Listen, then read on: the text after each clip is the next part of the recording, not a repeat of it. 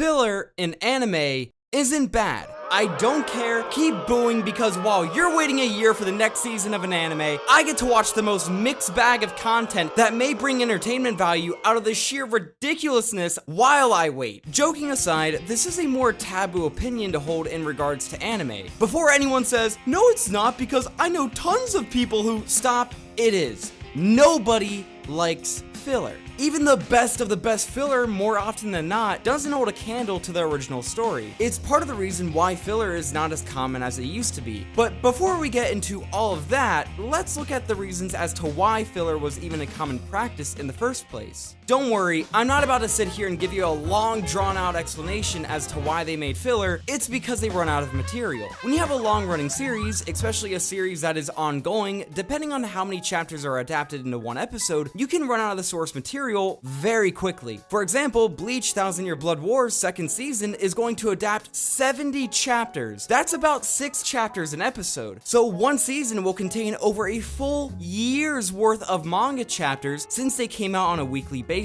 Now, not every anime adapts the material this fast, unless you're The Promised Neverland and crammed 140 chapters into 6 episodes, so about 23 per. Typically, it's only about 2 to 3 chapters per episode of anime, 4 even being considered a bit fast. So inevitably, the anime may catch up with the manga if it's still ongoing. But that begs the question, why filler? Well, there's a couple options you have as an anime studio. The first, as mentioned, is filler, but another option is to actually slow down the pacing of the anime. Instead of adapting 2 to 3 chapters, adapt only 1. The problem with this is that sometimes 1 chapter isn't enough, so you have to pad out the rest of the runtime with something. This is actually what One Piece does, which explains why there's over 1,000 episodes of it. They pad out the runtime by recapping the previous episode, with the opening, ending, and recap taking up about 5 minutes almost every episode. Hence why it can feel like such a slog to watch through, and why people joke about how long the series is when roughly 18 to 20 pages are adapted into 15 minutes worth of anime. Not a knock to the One Piece fans out there, but man, if it's tough to catch up on. And finally, the other option is, well, wait. If you simply don't have enough material or are rapidly approaching where the manga is, wait to adapt it when there is enough. That's a more common practice now. My Hero Academia, for example, usually drops 25 episodes, then dips for a year, and then comes back with another 25. So why didn't they do this previously? Why risk either making the pacing and flow of the anime feel slower like in cases similar to One Piece, or possibly lower the quality of the show themselves by mixing in filler arcs like in Bleach and Naruto? Well, a couple reasons. It could be contractual obligations. Like, if they don't produce a certain amount of episodes to air, they could lose their time slot, as in the case of Gintama that went on hiatus between seasons, resulting in them losing their original time slot. It could be that most people just don't care and will watch anyways, making them money in the process, which happens more often than you'd think. Like, have you ever let YouTube autoplay in the background? That might be why you're watching this video. It might be surprising, but there is a profit incentive to having filler episodes. They might not earn as much as their canon counterparts, but some people will watch regardless. The other reasoning could be they're fun. Some stories might not have the time to elaborate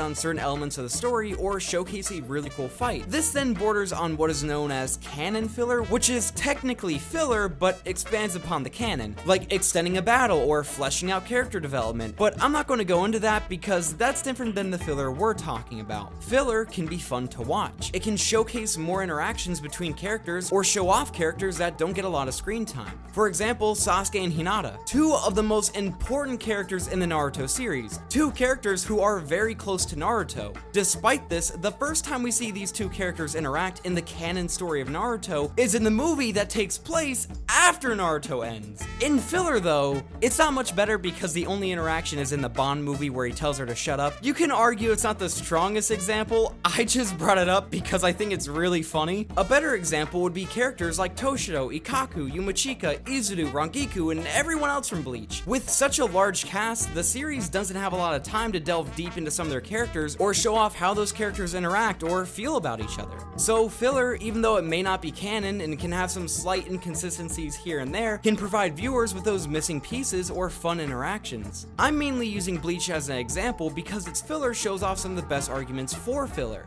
And some of the downsides. Bleach uses filler to inadvertently build the world or bring up different aspects of it. Zanpakutos are a huge part of Bleach, but for a long while in the anime, there's not much shown off in terms of relationships Soul Reapers can have with them. So an entire arc showing off Zanpakutos, how they work, how they feel in their relation to their users, is cool. Or how mod souls and soul candies are frequently used by the cast, but not much is mentioned or shown other than in Kone's backstory. So an arc utilizing that idea and the potential that can come from it, while also showing off some cool fights and abilities we didn't get to see a lot of in the main series, like Soifone using her Bankai, or Kisuke actually fighting, and even all the funny gadgets and gizmos Mayuri used throughout the series. While the story isn't as amazing or impactful as something like the Fullbringer arc, it does have something to it and there are some great moments in it. Also, let's not forget that one of the best fights and sequences in the Bleach anime was that final fight at the end of the Invading Army filler arc. Like, you're telling me this shit was filler? Bro, this is some fucking fire. Ichigo stopping Oko's sword, saving Kone, grabbing it and then hitting him with a Getsuga Tensho, then later sending him flying, allowing him a moment to reflect, only for him to grab his sword and then have it destroyed by Ichigo, with Oko then grabbing a shard to charge at Ichigo with? Fucking amazing. Putting all that aside, while filler can be fun, it can result in the same bogged down feeling that animating one chapter an episode can produce, except worse because it's not even canon. And while there is a financial incentive, it can also prove to be a detriment. While some viewers may not care, there's only so much filler you can consume before you feel bloated. On a personal note, I think Boruto is being used to experiment just how much filler they can make before people finally get tired of it. Not only can too much filler reduce the viewership of a series, but even turn people off the series entirely. While a series like Bleach had a drop in viewership due to almost a year's worth of only filler episodes, resulting in them putting the show on hiatus rather than slowly killing it with more filler. If you want to know more about that, check out my Bleach video. But with series like Boruto, where there is so much filler that they started calling that shit anime canon, look at how people view the series as a result. This is partly the reason as to why filler is not as common as it used to be. When you look at how successful shows like Demon Slayer or Attack on Titan are, due to adopting a filler-free model, it's hard to argue that filler is even worth it now. Unless the series already dabbles in the content you'd see in a filler episode, like slice of life or any of those genres, it's hard to reason that filler is as necessary now because of how far the industry has come. But in my opinion, if I have to wait a year for the next season of a show anyways, at least with filler, I'd have something to fill my appetite for more. Thank you so much for watching. I really hope you enjoyed. If you did, then please leave a like and subscribe to see more stuff like this. Check out my Patreon for the uncensored version of this video and some other goodies I have over there. It'll help support me and it'll really mean a lot, but I appreciate you watching this right now. Also, check out my Twitter to keep up with whatever I got going on. Also, I live stream both on this channel and my Twitch channel pretty frequently, so if you see me live, hop in chat, say hi, I'd love to have you. Anyways, thank you so much for watching. I really hope you enjoyed. If you haven't already, watch the anime, read the manga. I'll see you in the next one.